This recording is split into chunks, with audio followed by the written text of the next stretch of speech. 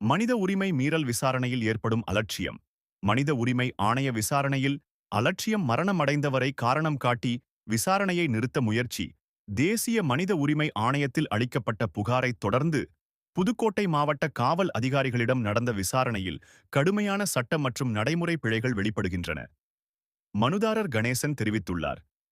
என் தாத்தாவான சின்னத்தம்பி கண்ணன் எனும் நபரிடம் 50 ஆண்டுகளுக்கும் மேலாக கொத்தடிமையாக வேலை பார்த்தார். அதற்கான புகார் தேசிய மனித உரிமைகள் ஆணையத்தில் பதிவு செய்யப்பட்டுள்ளது. ஆனால் தற்போது விசாரணை நடத்தும் வெள்ளனூர் காவல் ஆய்வாளர் எதிர்மனுதாரர் கண்ணன் இறந்துவிட்டார். உங்கள் தாத்தா சின்னத்தம்பியும் உயிரோடு இல்லை. எனவே வழக்கு பதிய முடியாது என கூறுகிறார். இது மனித உரிமை சட்டத்தின் அடிப்படை நோக்கத்தையே மறுக்கும் வகையிலான தவறு. மேலும் அரசு வழக்கறிஞர் வழங்கிய லீகல் ஒப்பீனியன் குறித்து தகவல் கேட்டபோது அது அலுவலக ரகசியம், மனுதாரருக்கு வழங்க இயலாது என காவல் ஆய்வாளர் தெரிவித்ததாகவும் கூறப்படுகிறது. இது தேசிய மனித உரிமைகள் ஆணைய வழிகாட்டி ரெகுலேஷன் 10 மற்றும் 16 விதிகளை நேரடியாக மீறும் செயலாகும்.